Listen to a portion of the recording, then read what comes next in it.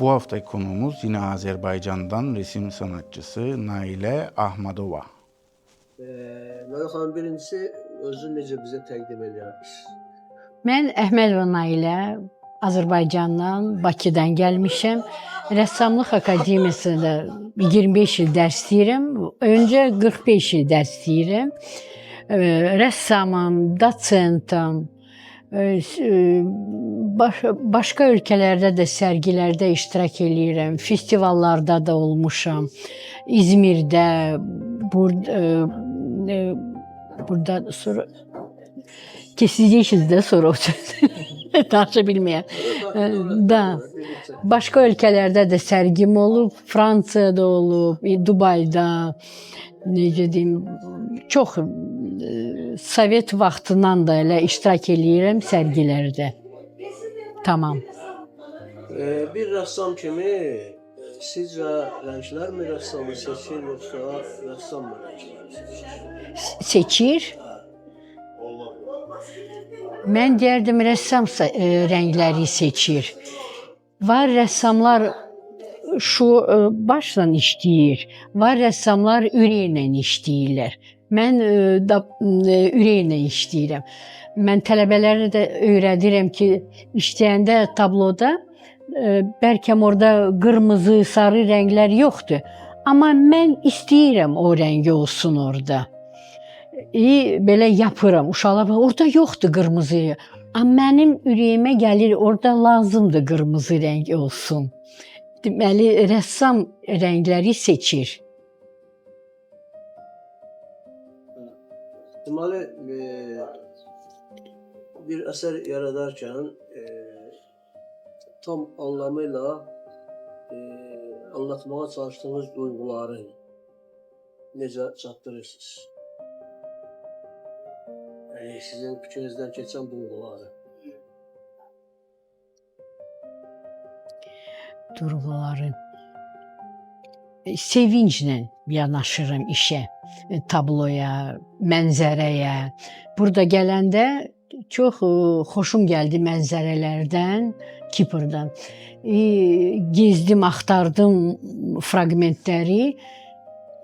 Mən işləyən tabloda belə mən həmişə, necə deyirlər, interyerdən göstərirəm peyzajı. Duyğularla da ürəyimdən nə keçir, onu göstərirəm. Допустим, dalğa gəldi, fırlandı, bulut gəldi, ay gəldi. Onları mən göstərmək istəyirəm həmişə. Dünən gezirdik, gəldik ki, axşam idi, gezirdik. Ay yanırdı, belə açılmışdı havada.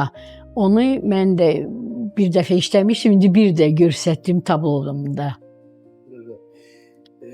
Azərbaycan tarixi, Azərbaycan musiqisi, milli adət-ənənələr əsərlərə necə nüfuz edir, necə sonunun var? Azərbaycan tarixinə nüfuz eləməkdir, yəni göstərir. Hada necə Azərbaycan musiqisi, tarixi, əsərlərdə necə yerini tapır?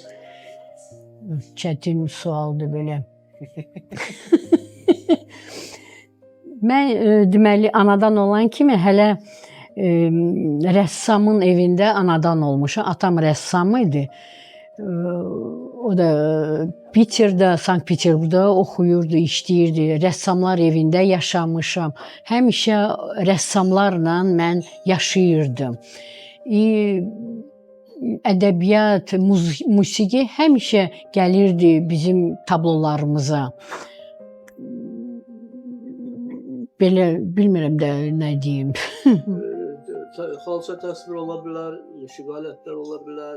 Göstərmək. Onlardan istifadə edirsiniz. Hə, mütləq. Milli musiqini də, ələtləri də, xalçanı da, əşyaları, o bizim qədimi əşyalar, satıl, kufşunlar, elə hamısı həmişə onu mən tablolarda göstərirəm. Bir var gələneksel, yəni kökdən gələnlər, bir də var çağdaş, müasir sənət. Bunları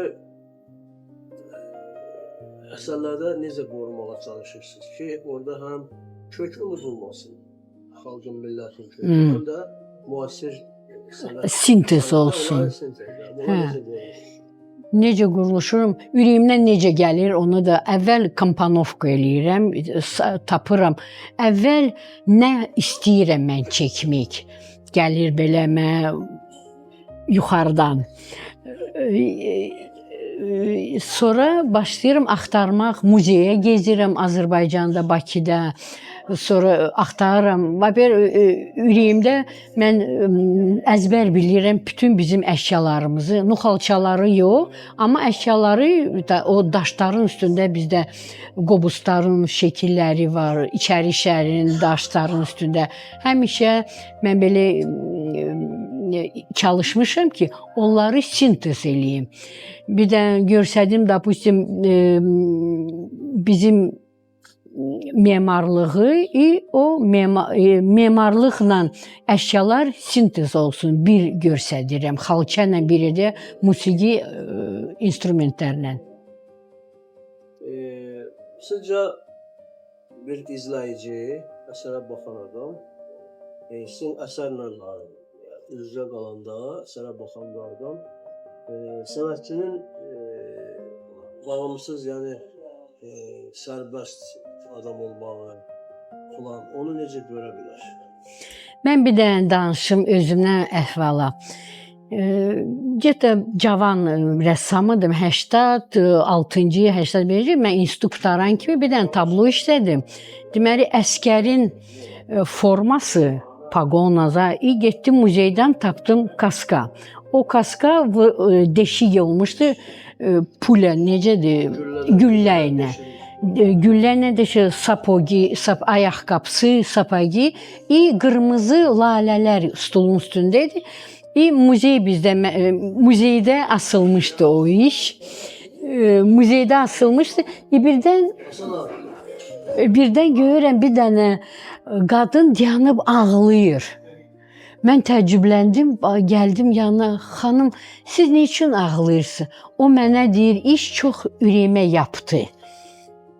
Mən deməli tutdum o momenti ki, kimsə rəhmətə gedib, bəlkə oğlu, bəlkə onun babası ya ki, o işə, tabloya baxanda uydu, ağladı. Deməli, işi görsə, işi işləyəndə sonra bilirsən ki, necə adama o təsir eləyir işlər. O məndə belə bilsiz qalıb ürəyimdə ki, deməli mən görsə, sonra o işi aldılar məndə ministerstvoda, belə də Qarabağın çəkmişdim. O Qarabağ vaxtında birinci müharibə olanda pagonları çəkmişdim ki, deməli bizim əskər kimsə rəhmətə gedib o gülləri də o qadın dayanıb ağlayırdı. Deməli ona mən danışa bildim o işlə, tablo. Biz rəssamlar çox özümə deyim ki, mən çox da danışa bilmirəm. Biz kislə, fırça ilə danışırıq. Sizcə sənətin məqsədi, amacı nədir? Dünyanı anlamaqmı, yoxsa dünyanı yenidən mi qurmaq? Yox, biz rəssamlar çalışırıq, bütün planetdə sülh olsun. Ona görə bəlkə biz burada yığışmışıq da, bizim leptamız, bizim balaca belə ştriximiz ki, mazokumuz ki, dünyada müharibə az olsun, qutarsın müharibə. O uşaqlar ölür, rəhmətə uşaqlar ölür, acından qırılacaq. O olmasın. Biz rəssamlar deyəsə onu çalışırıq. Dünya barışı. Barışsın. Son sual, nə fikirləşirsiniz? Gələcəkdə insanlar sizi necə xatırlasın? Necə xatırlasın? Xatırlasın, gülümsey qadın. Gülümsey qadın, belə xatırlasın məni.